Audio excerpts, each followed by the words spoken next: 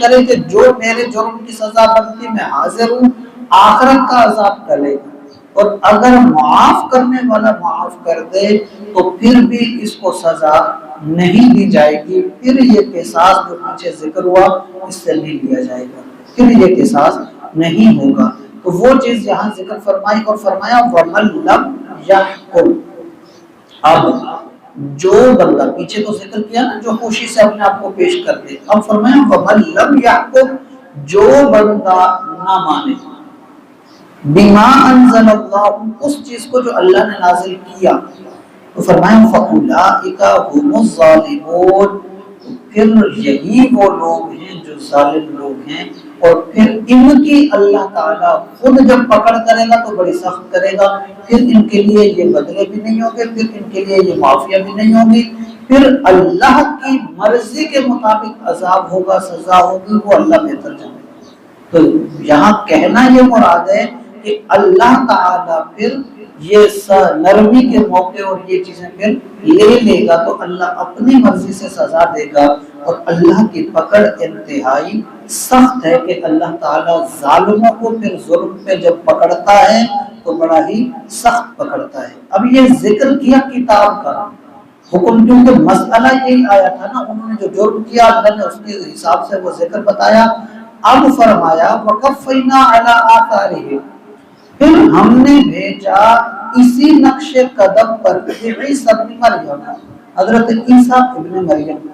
اس سے مراد یہ کہ حضرت عیسیٰ علیہ السلام تک تورات کا عمل کرنا لازمی تھا،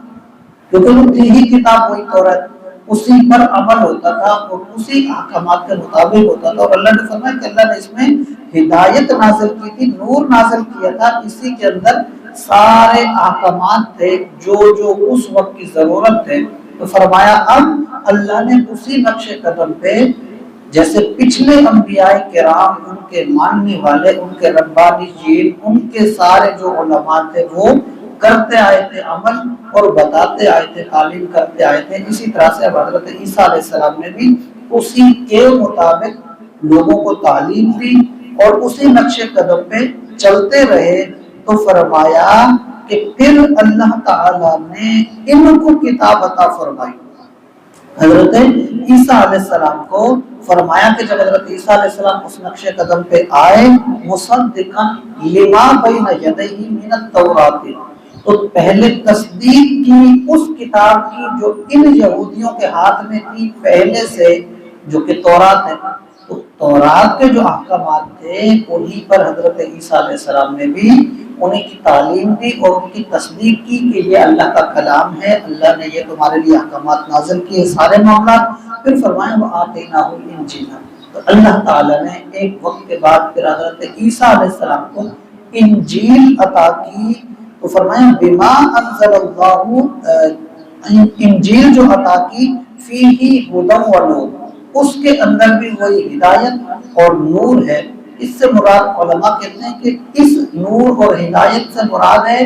احکامات میں کچھ چیزوں میں رد و بدل، احکامات میں اب اللہ تعالیٰ کو کس کس انداز میں راضی کرنا ہے، کون کون سی چیزیں اللہ کے رضا کا راستہ ہیں، کون کون سی چیزیں اس کی ناراضگی کا راستہ ہیں، گناہ کیا ہیں، نیکیاں کیا ہیں، یہ چیزیں احکامات اللہ تعالیٰ نے اس میں ذکر فرمائے۔ وَمُصَدِّقًا لِمَا بَيْنَ يَدَيْهِ مِنَ التَّوْرَاةِ، اور وہ تصدیق کرنے والی تھی اس چیز کی بھی جو تورات کے اندر تھی، جو ان کے ہاتھ میں پہلے سے ہے۔ تو مراد کہ اللہ تعالیٰ نے جو توریت کے کچھ احکامات تھے وہ بھی باقی رکھے، وہی ویسے چلے، اور کچھ چیزیں انجیل کے ذریعے اللہ تعالیٰ نے مزید احکامات نازل کیے، کچھ چیزیں چینج کی، جو جو اللہ نے چاہا۔ اب وہ انجیل کے احکامات جب نازل ہو گئے تو اب انجیل پر عمل کرنا لازم ہو گیا۔ فرمایا وَهُدًى وَمَوْعِظَةً لِلْمُتَّقِينَ۔